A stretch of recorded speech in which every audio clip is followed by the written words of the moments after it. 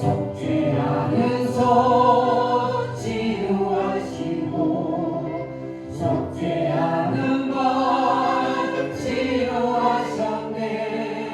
새 생명 얻은 이 몸 나와서 주님께 영광 돌리니 머물렀지라 내 육신을 주님이 이해하셨네. 십자가 보혈 증거하라고 주님이 살리셨네.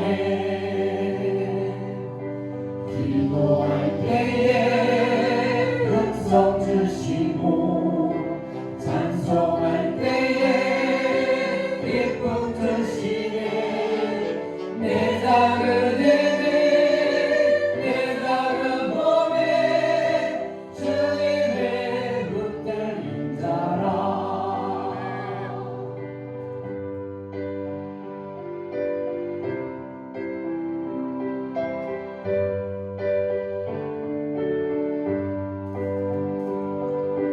평생 갚아도 빚진 자네요. 주님의 빚진 자네요. 주님 가신 길 택하였건만 눈물만 솟구치네. 생명 주시니 주님이시라. 능력 주시니 주님이시라. 말씀 전하여 복음 전하여 주님의 빛을 맛보니. 생명 주시니 주님이시라. 능력 주시니 주님이시라. 말씀 전하여 복음 전하여 주님의 빛을 맛보니. 저 자신도 하나님 앞에 과연 얼마나 순종하며 헌신하고 있는가. 때로는 보여지는 열매를 생각지 않을 수가 없어요. 그런데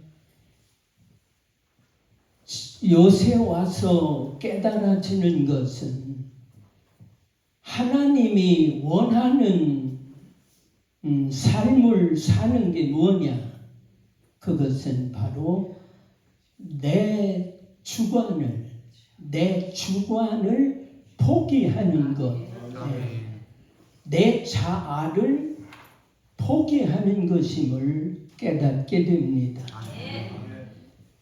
그리고 나면 그 삶을 하나님이 기뻐하실 줄 믿으시기 바랍니다. 많은 것을 모으고 남기고 그걸 이루는 것이 우리의 삶의 목표가 아닙니다. 세상 사람들은 보이는 것, 많은 것을 가졌을 때 성공했다, 출세했다, 참 그 사람 성공했다라고 평가를 하는데 결코 그렇지 않은 것을 아시기 바랍니다. 미국 노예 해방 운동의 선구자이고 또 의학 박사이고 목사이신 넬슨이라고 하는 목사님이 미국에 있었어요. 그분은 1793년에 태어나서 1844년에 돌아가셨어요. 근데 그가 신앙을 가지고 목회를 하면서 깨닫지 못했는데 노예 해방이라고 하는 주제를 가지고 강연하는 그 강연을 듣고 목사님 마음속에 큰 울림이 왔어요. 큰 찔림이 왔어요. 나는 뭐 하고 있는가? 나는 지금 어떻게 살고 있는가? 목회자로서, 의사로서. 그가 이제 노예 제도가 잘못됐다고 하는 것을 깨닫게 되고 노예 해방을 위해서 목숨을 내놓고 투쟁하고 있었어요. 근데 그의 고향 사람들은 노예 제도를 찬성하는 고향이었어요. 그래서 그가 노예 제도 폐지 운동에 가담을 해서 투쟁할 때 동네 사람들에게 미움을 받고 동네 사람들로부터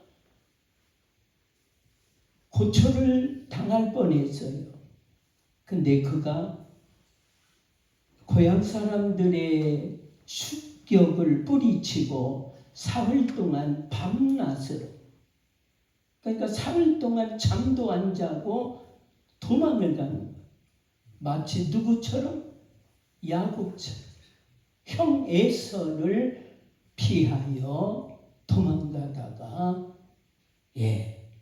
하나님의 꿈속에 하나님을 만나게 되죠. 어쨌든 이 넬슨 목사님이 사흘 동안 도망쳐서 다다른 것이 미시시피 강이었어요. 그가 미시시피 강 앞에 기슭에 도달해서 그에게 보이는 것은 강물과 그리고 강 저편에 있는 곳이 들어왔어요. 그리고 이 목사님 마음속에 안도의 한숨을 쉬게 됩니다. 저 강 건너에는 나를 쫓아오는 사람도 없고 거기는 두려운 사람도 없고 그 아름다운 곳, 정말 평안이 있는, 자유가 있는 그곳을 보게 되었습니다. 그리고 나서는 그 강물을 보고 영감을 받아서 485장의 찬송 시를 쓰게 되었다고 합니다. 자유와 안식이 있는 곳. 분명히 우리의 인생은 강과 같다고 표현을 하고 있습니다. 강물이 흘러가는 것처럼 우리 인생도 끊임없이 흘러간다라고 하는 사실입니다. 그런데 그 강 맞은편에 우리가 안식해야 할 안식처가 있다고 하는 사실입니다.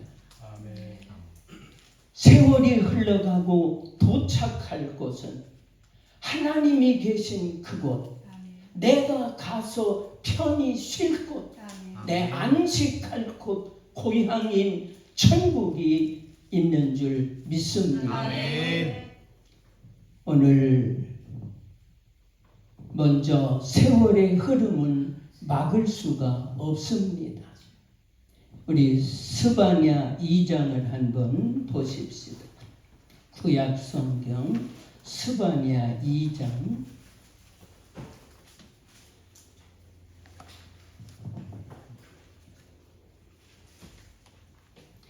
스바냐 2장 1절로 3절을 보면 수치를 모르는 백성아 모일지어다 명령이 시행되어 날이 겨같이 지나가기 전 여호와의 진노가 너희에게 내리기 전 여호와의 분노의 날이 너희에게 이르기 전에 그리할지어다. 여호와의 규례를 지키는 세상의 모든 겸손한 자들아 너희는 여호와를 찾으라. 공의와 겸손을 구하라. 너희가 혹시 여호와의 분노의 날에 숨김을 얻으리라. 아멘. 우리 인생은 성도건 아니건 간에 세상에 사는 모든 인생은 흘러가는 줄 아시기 바랍니다. 그런데 그 인생을 어떻게 사느냐가 중요합니다. 어떤 인생을, 어떤 삶을 사느냐. 이스라엘 백성들이면서 하나님의 율법을 받은 백성이면서 그들은 하나님의 율법, 하나님의 계명을 따라 사는 게 아니라 세상의 죄를 따라 살고 있어요. 그래서 우리 하나님은 스바냐 선지자를 통해서 이스라엘 백성들에게 뭐라고 하십니까? 수치를 모르는 백성들아, 부끄러운 줄 모르는 백성들아, 우상을 섬기며 세상의 죄를 따라 사는 이스라엘 백성. 하나님은 왜 이스라엘 민족을 세우셨을까요? 왜 그들을 성별하셨을까요? 그것은 그들의 삶이 거룩해지기를 원하셨기 때문입니다. 내가 거룩하니 너희도 어떻게 거룩해져라. 아멘. 오늘 성도라고 하는 교회를 얼마나 다녔느냐, 직분이 무엇이냐가 중요한 게 아니라 하나님 말씀대로 살았느냐, 못 살았느냐, 살고 있느냐, 아니냐가 중요한 줄 아시기 바랍니다. 아멘.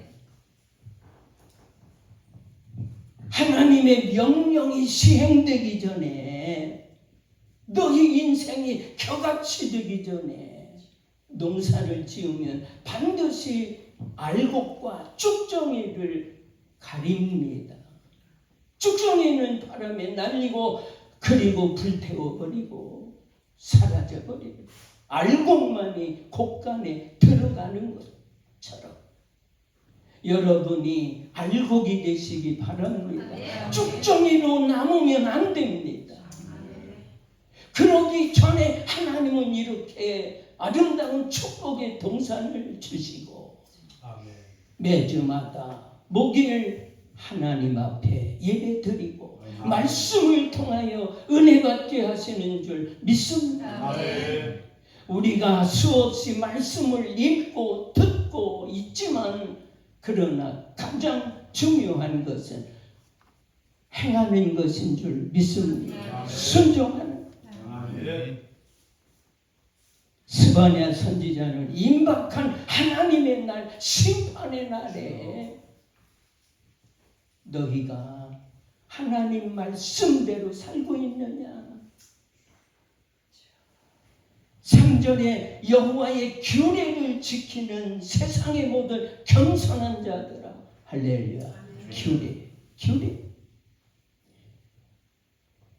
규례라고 하는 것은 뭐냐 하면, 국어사전에 보니까 일정한 규칙이라고 정의를 했어요. 오늘 우리가 인생을 살면서, 신앙생활하면서 아무렇게나 내 마음대로 살면 안 되는 줄 아시기 바랍니다. 내 마음대로가 아니에요. 한 국민으로 나라에 법이 있어요. 백성으로 지켜야 할 규례가 있는 것처럼 가정에도 마찬가지예요. 내가 아버지라고 해서, 남편이라고 해서 내 마음대로 하는 거 아니요. 남편의 규칙이 있고, 아내의 규칙이 있고, 자식의 규칙이 있는 거예요. 오늘 저와 여러분은 규칙을 지키고 율례를 따라 살아야 합니다. 율례는 법정 언어예요. 법정 언어. 그래서 죄를 지으면 반드시 벌을 받는 거예요. 하나의 국민, 범죄하면, 법을 어기면 죄값을 받는. 근데 요즘 뻔 보는 사람들이 너무 많아요. 날마다 범죄 사실이 드러나는데도 불구하고 죄를 인정하지 않는 무리들, 그들이 국가 국가의 지도자라고 또 최고의 권력자가 되고 싶었어요. 오늘 저와 여러분 하나님 앞에 규례를 지키십시다. 아멘. 윤례를 지킵시다. 아멘. 수치를 모르는 백성아, 이 말씀은 유다 백성에게 하나님을 두려워할 줄 모르고 세상의 신이 아닌 우상을 섬기며 간음하고 도적질하고 권력을 이용하여 약자들을 짓밟고 사는 백성들을 향해서 하나님은 외치셨어요.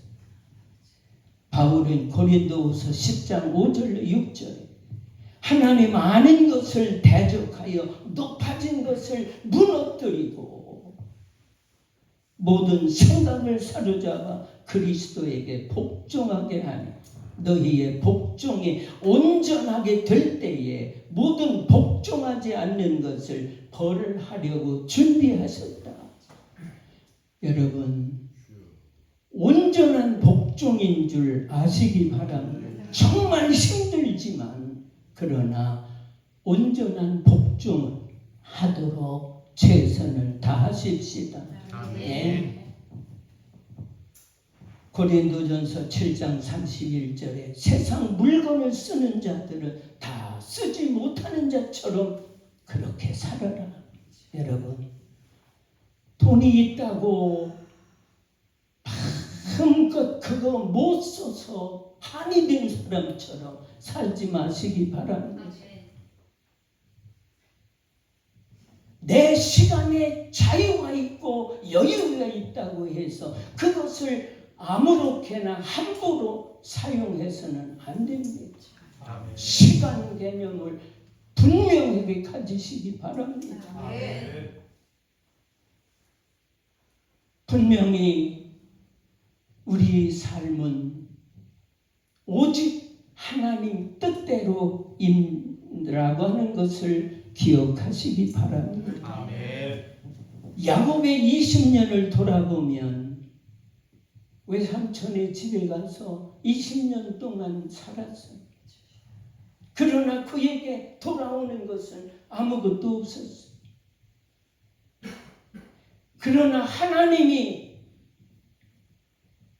약속하신 게 있어요. 그가 도망가며 밤중에 돌베개 하고 잠을 잘 때 사다리가 보이고 천사가 오르락 내리락 하며 내가 너를 지켜줄 거다. 내가 너와 함께 할 거다. 내가 무사히 돌아오게 할 것이고 내가 내게 내 할아버지 아브라함에게 약속한 복, 내 아버지 이삭에게 약속한 복을 내게 줄 것이다. 그런데 그가 20년 동안 외갓집에서 외삼촌에게 10번이나 속았어요. 그의 힘으로는 그의 노력으로는 아무것도 얻을 수가 없었어요. 그러나 우리 하나님께서 야곱에게 돌아갈 재산을 허락하신 줄 믿습니다. 외삼촌과 외사촌들이 야곱을 죽일지도 모를 정도의 겁을 주었어요. 그들이 과연 하나님이 밤중에 나타나셔서 야곱을 해하지 말라고 하지 않으셨으면 그의 건 다 뺏겼을지도 모릅니다. 빈손으로 가지 않으면 목숨도 위태로운 그런 지경. 그게 이 야곱의 20여 년의 인생이에요. 그러나 하나님이 그의 재산을 그리고 그의 생명과 가정을 지켜주신 줄 믿습니다. 그러나 그것까지는 안 된다는 사실을 여러분 기억하십시오. 뭐냐 하면은 에서가 군인을 끌고 마중 나올 때 그것은 반가워서 동생이 오니까 좋아서 오는 마중이 아니라 야곱을 죽이려. 야곱이 식구들이 많이 늘어난 것을 알고 그 소식을 전해들은 에서는 군인을 이끌고 왔어요. 400여 명의 군인을 이끌고. 그때에 그에게 야곱에게 요구되는 것은 약복강에서 기도였습니다. 회개였습니다. 내 이름이 뭐냐? 야곱입니다. 야곱이라는 이름은 다 아시다시피 발뒤꿈치를 붙잡은 자, 그리고 도둑놈이라고 하는 그러한 의미를 가지고 있어요. 거짓말쟁이입니다. 오늘 예수 믿으면서 신앙생활 한다고 하면서 아주 쉬운 게 뭐요? 거짓말이요. 예? 순간에 나의 이익을 놓치기 싫어서, 뺏기기 싫어서, 내 체면을 피하기 위해서. 우리에게는 거짓이 있어서는 안 될 줄 믿습니다.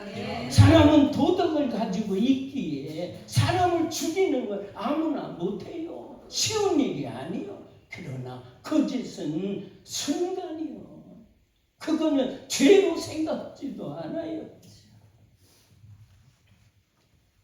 남의 것을 잡으려고 하는, 내 것을 놓지 않고 남의 것만 잡으려고 하는 이기심을 버리시기 바랍니다. 아멘. 그가 약복강에서 내 이름이 뭐냐? 야곱입니다. 이제부터는 너의 이름을 이스라엘이라고. 할렐루야. 하나님하고 싸워 이기는 방법은 회개하는 길밖에 없습니다. 여러분이 아무리 때를 쓰고 아무리 하나님 앞에 매달려도 회개해야 됩니다. 아멘. 하나님 뜻대로 순종하면 하나님은 안 들어주실 수가 없어요. 내 문제를 해결해 주지 않을 수가 없어요. 하나님과 싸워 이기시기 바랍니다. 그리고 두 번째로 강 건너 빛난 곳이 있는 줄 믿습니다. 요한계시록 21장 1절로 27절, 요한계시록 21장에 보면은 에덴 동산과 천국을 나누어서 비교해서 말씀을 주고 있어요. 에덴 동산을 보면 옛 하늘과 땅입니다. 그리고 생명나무와 강입니다.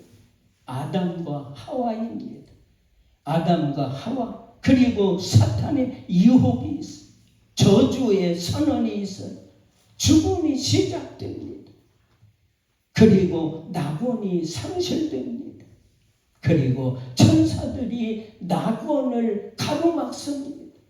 이게 이 세상의 낙원, 에덴 동산을 말해줍니다. 그런데 천국은 어떻게 나타나고 있나요? 새하늘과 새 땅, 그리고 생명나무와 강, 세 번째 그리스도와 성도. 할렐루야. 아담과 하와가 아니라 이제 새하늘과 새 땅의 주인은 누구요? 예수님과 성도인 줄 믿습니다. 그리고 네 번째, 사탄의 멸망에서 사탄이가 없는 것인 줄 믿습니다. 사탄이 없는 것. 죄가 왜 왔어요? 사탄이 가져왔어요. 죽음이 왜 왔어요? 사탄에게 속아서 죄지어서 죽음이 왔잖아요. 그래서 하나님은 새하늘과 새 땅에서는 사탄이를 완전히 제거해버리신 줄 믿습니다. 그리고 저주가 제거됩니다. 죽음이 제거되고 낙원이 회복되고, 그리고 천군 천사가 성도들을 보호하는 줄 믿습니다. 아멘. 요한계시록 22장 1절로 5절에 에덴 동산에서 인간이 누렸던 것보다 이 옛 땅에서 에덴에서 누렸던 그 영광보다 더 비교할 수 없는 하늘의 영광, 새하늘과 새 땅의 영광이 준비된 줄 믿습니다. 아멘. 그래서 요한복음 14장 1절에 너희는 마음에 근심하지 마라.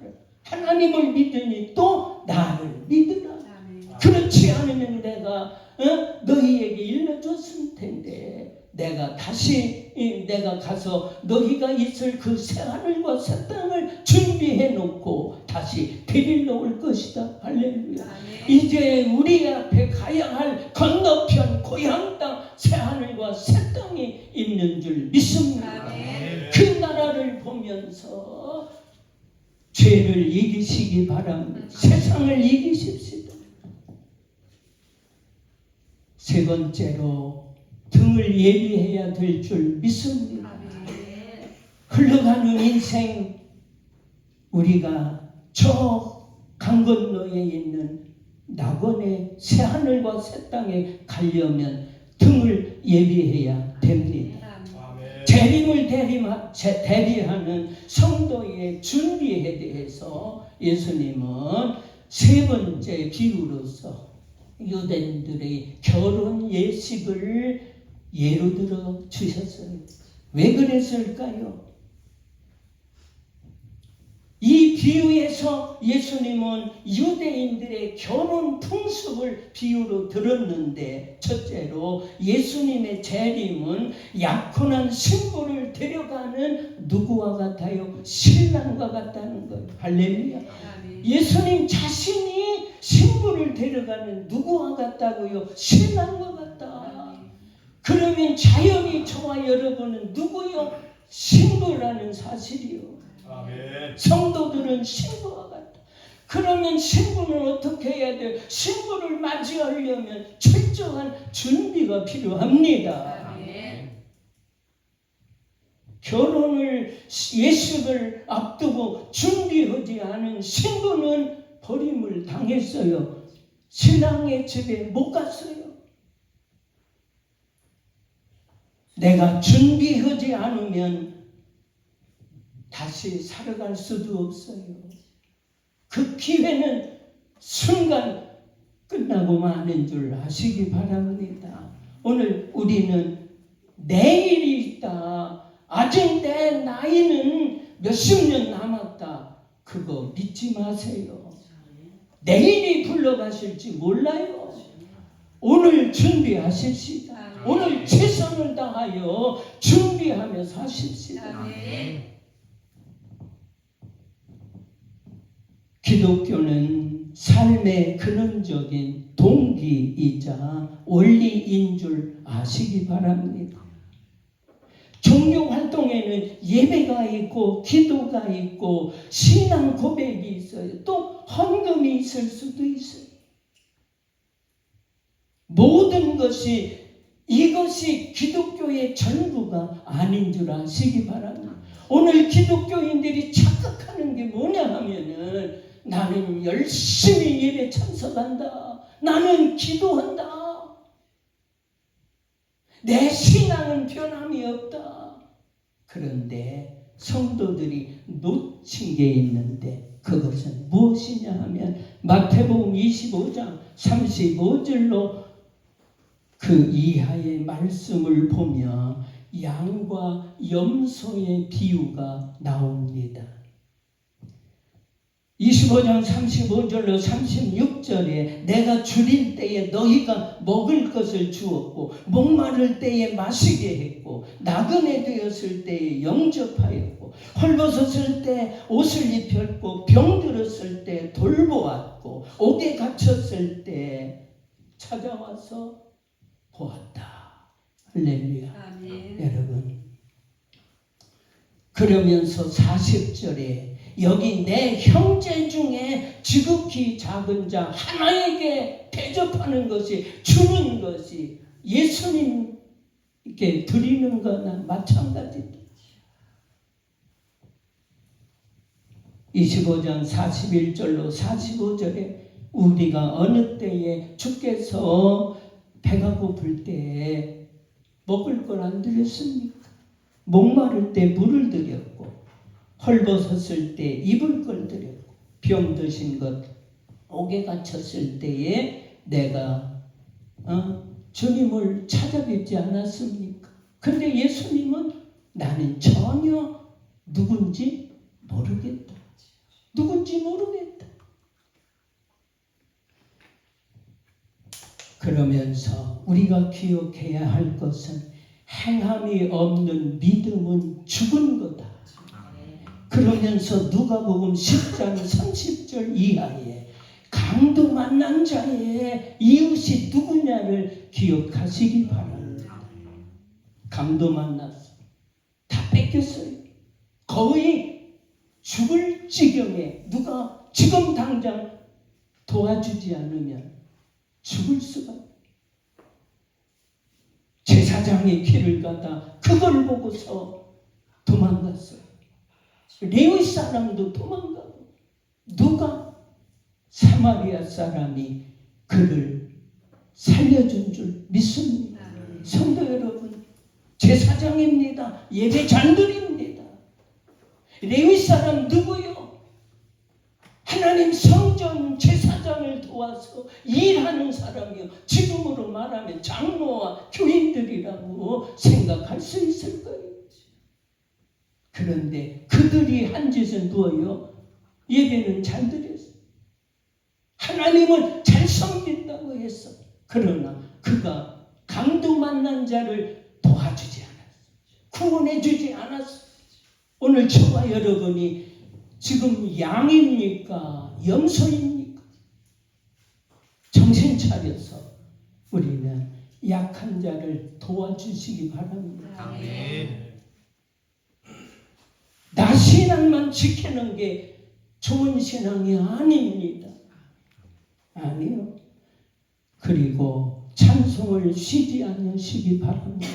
찬송을 쉬면 안 돼.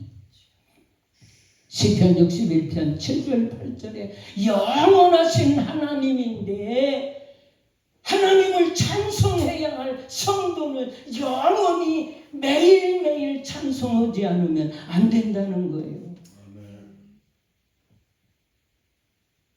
내가 하고 싶으면 하고 싫으면 말고가 아니라 하나님과의 나의 관계, 교제는 끊임없어야 될 줄 믿습니다. 결코 시들면 안 돼요. 마지막으로 안식을 누리게 될 줄 믿습니다. 마태복음 11장 28절 이하에 수고하고 무거운 짐진 자들아 다 내가 와라. 내가 너희를 쉬게 할 것이다. 신명기 25장 5절로 9절에 하나님이 계신 곳 시온성 예루살렘 그곳을 찾아가서 하나님 앞에 예물을 드리며 예배를 드리는 성도들에게 하나님의 안식이 있는 줄 믿습니다. 그러나 그걸 거절하고 그렇지 않을 때 그들에게 찾아오는 것은 반드시 뭐가 찾아와? 하나님의 진노가 옵니다. 그 진노는 자연을 통해서 질병을 통해서 그 외에도 수많은 가지각색으로 그들을 괴롭히십니다. 죄를 짓고는 하나님과 함께 하지 않으면 결코 안식할 수 없다. 오늘 우리가 누리는 세상에서의 안식이 아닌 줄 아시기 바랍니다. 저 천국의 안식은 이 세상에서 얻을 수 없어요. 누릴 수가 없어요.